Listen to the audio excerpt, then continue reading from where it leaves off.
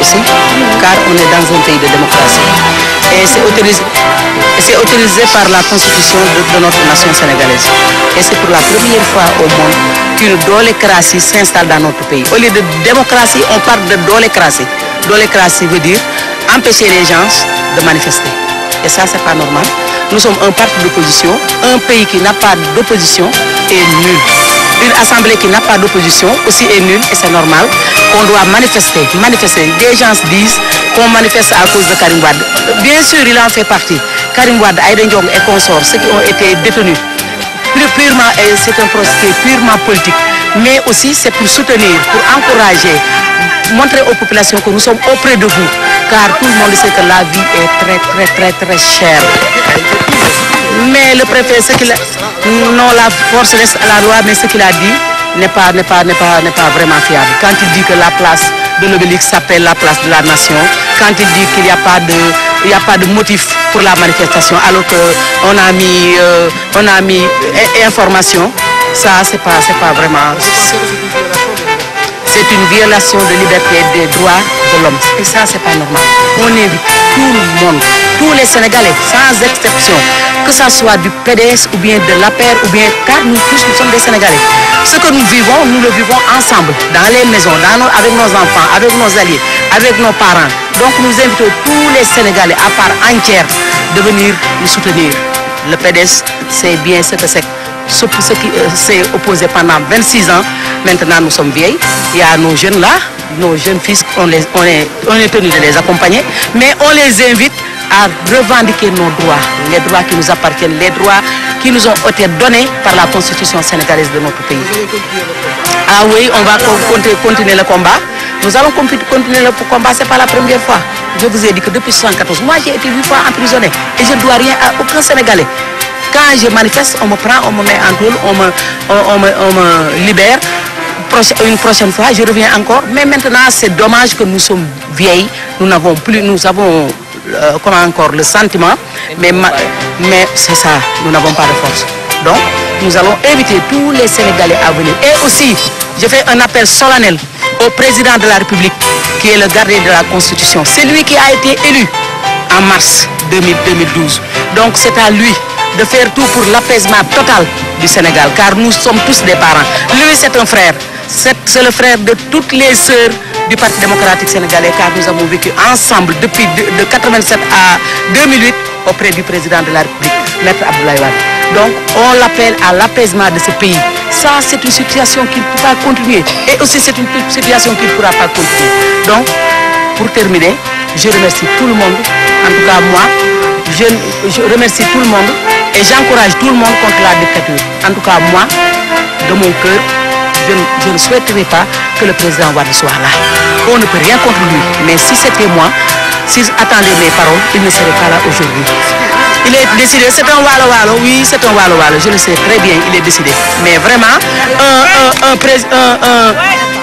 un vieux doit être invité à son âge à un meeting ou bien à un rassemblement de paix, mais pas pour jeter des pierres ou de se battre. waaw dama ne loolu dafa jaadu parce que ñun ay opposition lañ dañ ne réew mu amul opposition baaxul li nit ñi sentir ci gox yi goxaat yi coono bi ñu nekkee su opposition amul kan moo koy wax opposition bu amul assemblée nationale kan moo koy wax ñun dañuy wax ba xottiku damay jooyal élèves yi dañuy jooyal cultivateurs yi mais su opposition amuloon à l'assemblée nationale le président de la république est-ce que moom dina xam li xew les ministres démocratie amu fi dolécratie moo fi ne parce que dolécratie passé wul li Abdoulaye Wade mosula nangu li ñoom dañ daan wax ne dañuy meeting par A ou par B bon gré mal gré am autorisation bañ ko am dañuy meeting c'est que nag Abdoulaye Wade ak moom xaj na les présidents ne sont pas les mêmes mais li ma xam daal mooy ñu ngi woo ñëpp parce que lii dañuy wax sax Karim mais du Karim rek daf ci war a bokk suñu compagnon la dañoo war a wax Aïda Ndiong dañoo war a wax Aziz Diop ak ñeneen ñi nga xam ne sont des détenus politiques mais li ñu gën a soxal dëgg mooy li Sénégalais yi dund dafa métti dolécratie nag laa gis ndax bu démocratie amoon kon tey dañu nekk ci mbedd yi di wëndeelu ñu kon ñu bàyyi ñu marche parce que monsieur c'est la constitution qui nous a permis de marcher quand on voudra. Même je remercie au passage maa ngi gërëm au passage Moustapha Diakhaté qui est un député de l'APR président du groupe Benno Bokk Yaakaar dañ ko bafoué dañ ko bafoué donc Moustapha Diakhaté li mu wax je le connais très bien homme de foi la homme de parole la ku xam dëgg la ku xam yoon la parce que dégg naa man nopp gémmiñam sama nopp mu ne dañoo war a bàyyi ñii ñu manifester ndax c'est prévu par la constitution. léegi yéen seen xeex bi da ngeen koy continuer. waaw léegi dañuy delluwaat rek xam nga moom xaalum ndéef Abdoulaye Wade daana wax ne PDS xaalum ndéef la dina gëmmu mais du fay parce que on ne s'attendait pas à ça li am fii démb personne n'y attendait dañ daan wax ne bu fi Abdoulaye Wade nekkul kenn du ñemee wax léegi Abdoulaye Wade nekk fi démb te manifester nañu léegi itam on va voir le mot d'ordre de notre parti pour xam exactement nan lañ war a def. waaw Wade moom dafa dëgër bopp kenn mënu ko tey ñëw waaw man mii jot naa ko fi ma toog jot naa ne mu ngi ñëw kon daal maa ngi koy ñaanal nag di ñaanal ñëpp ci fatase ci barki sëñ Fallou sama sëriñ ñu ñëw feek jàmm ñibbeeg jàmm te fi sedd guyu may def nag appel ci Macky Sall mi nga xam ne son excellence Macky Sall mi président de la République nga xam ne mu xam ne moom la ñu fal ñun ñëpp ak njabootam lañu dafa war a jeex jàmm ci réew mi ndax réew mi jàmm rek fi xaj ñunu nee na c'est nous dans nous koo ci laal nijaayam wala jarbaatam wala baayam wala tantam comme que nag moom la yàlla fal yàlla mooy joxe nguur ka ko neex ca waxtu wam ko neexee il n'y s'attendait pas moom la yàlla fal kon dañuy ñaan mu fexe ba apaisement am ci réew mi ndax Sénégalais ci jàmm rek la xam.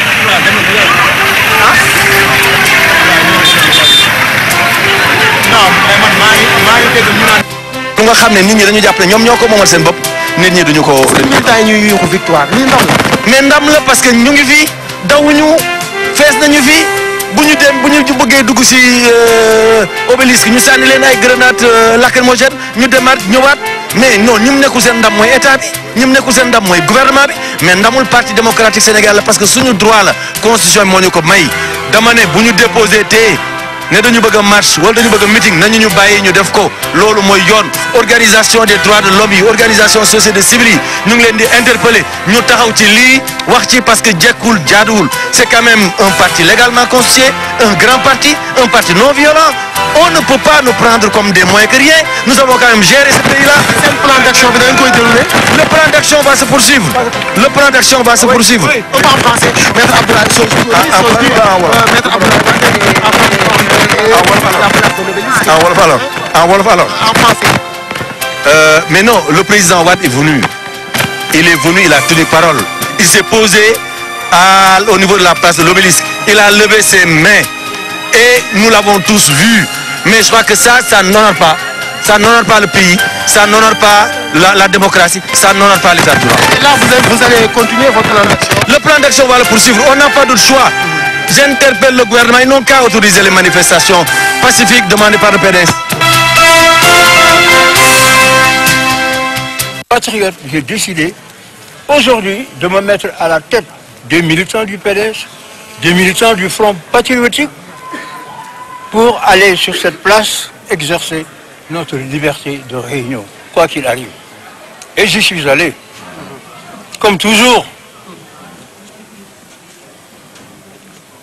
Le commandant, je crois qu'il est commandant, il a bien vu ses grades.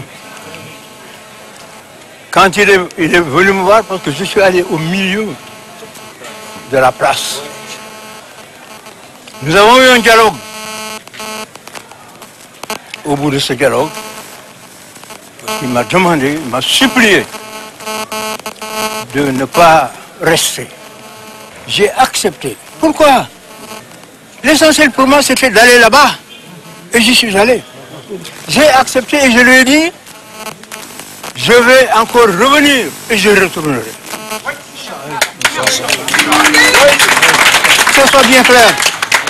J'ai fait au Sénégal le don de ma personne. Alors, je voulais profiter de cette occasion pour dire aux forces de l'ordre,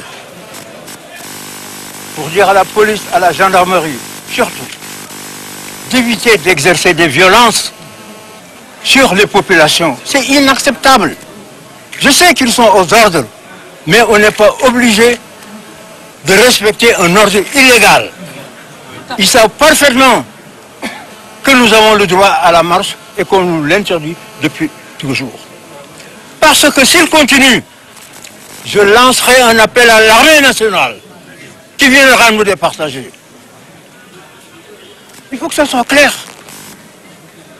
Nous retournerons sur cette place, nous referons les déclarations comme le veut la loi, pour aller nous le trouver et dire ce que nous avons à dire.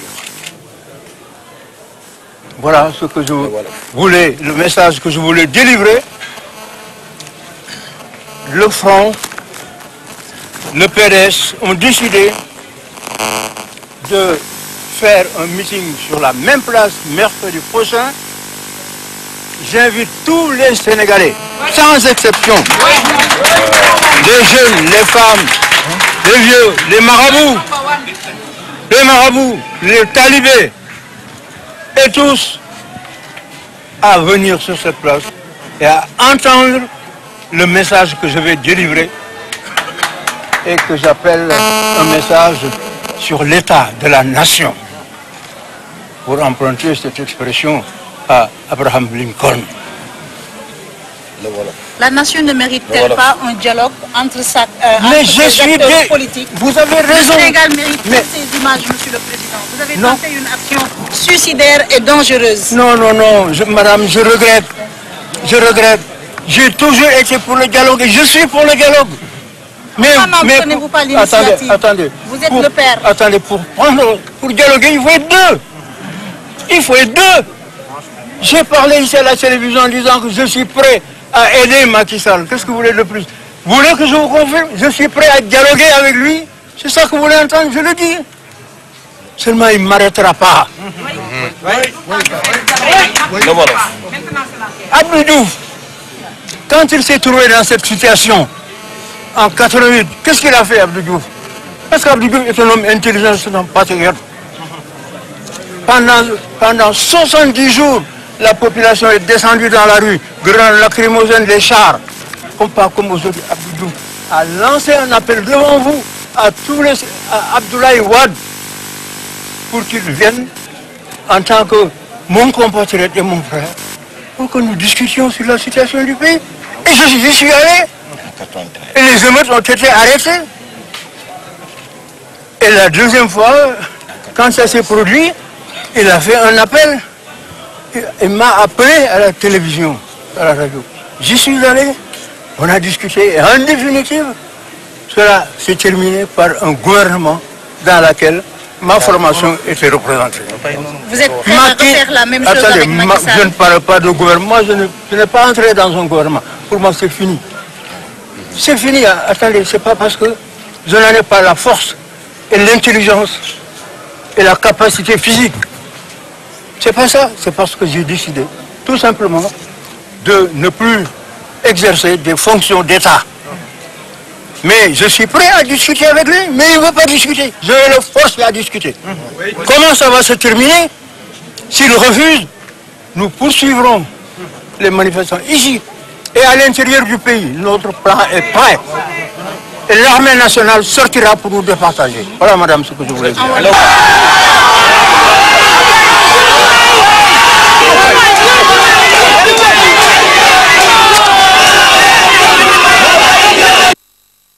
xam naa ni ñu bare danañu wax mais président Wade mag la mënoo leen noppalu ju du ma noppalu bu ma ko kenn waxati citoyen loo man même boo tëdd ci suuf wala ngay ñu teg la chaise war ngaa liggéey pour sa réew man yàlla may na ma am kàttanu ak wérgu yaram goo xam ni mën naa liggéeyal Sénégal ak du ma tëdd sama kër bu ma ko kenn waxati. Mais ndax pare nga pour discuter avec Macky Sall? Pare naa pour dee tey. Voilà. Dégg nga li ma wax. Maintenant question bi nga ma laaj. Macky Sall keroog ba nga xamee ni def naa élection mu gagné ma reconnaître ko bureau de vote yi fermé wuñu sax. lu ma wax ci rajo bi ak télévision ngeen di ko dégg dama ko ni Macky dama laa bëgg a dimbale parce que man dama am expérience boo xam amu ko te du ko am mukk ay relation yoo xam ni amu ko ma ne ko ma dimbale la lu ma tontu ma est-ce que dégg ngeen fu ma tontu ma li ma tontu kay mooy jàpp ñi ànd nag man sama ministre yi interdit leen ñu neen du ngeen génn Sénégal booba ba tey bon ci de quel droit comment naka nga mën a empêcher citoyen ni ko doo génn réew mi xanaa au moins nga yóbbu ko ci tribunal su ko tribunal décidé d'accord mais administration simplement nga ne citoyen doo fi génn c'est illégal. C'est itam cour de la CEDEAO bi ci avocat yi demee ci kaw Karim Wade dafa bind le 22 février ci benn arrêt ñu interdiction bi ñu def Karim Wade ñu bu mu génn Sénégal c'est une violation des droits de l'homme. Arrêt du 22 février 2013. Donc Macky Sall bañ ma wax ak moom mais à la condition que mu nangu ko su ko bañee nag danaa ko forcer wala mu jël sama bakkan bi. Lancé ko appel. mais xam nga man bañu ma loolu. bañu ma loolu Macky Sall nekkal nit. Macky Sall nekkal nit nga nangu ñu toog ñi war a toog ci Sénégal ñu toog ñu seet naka la ñuy amee accord pour diriger réew mi man de waxuma du aw ma bëgguma benn pouvoir bëgguma benn pouvoir pour man bëgguma benn pouvoir pour kenn bés bu élection di am peuple bi ñooy choisir parti bi mooy choisir man du ma choisir kenn donc li ma wax def naa ko mais du ko def parce que dafa dëgër bopp président Ouattara ñaata yoon la ko wax ni bàyyil xale bi président Sassou Nguesso dama leen di tudd président du Gabon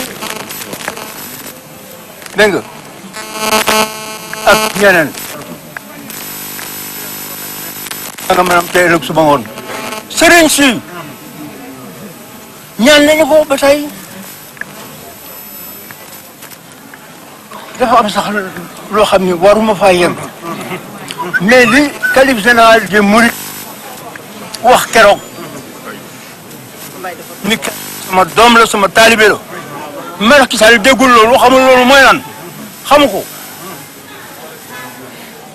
waaw lu Macky Sall tontu loolu la leen quelques jours après lan la tontu personne ne peut faire de pression sur moi. moo ko wax fii di ñàkk teggin sëriñ si mais lii yëpp danaa ko faj billahi danaa ko faj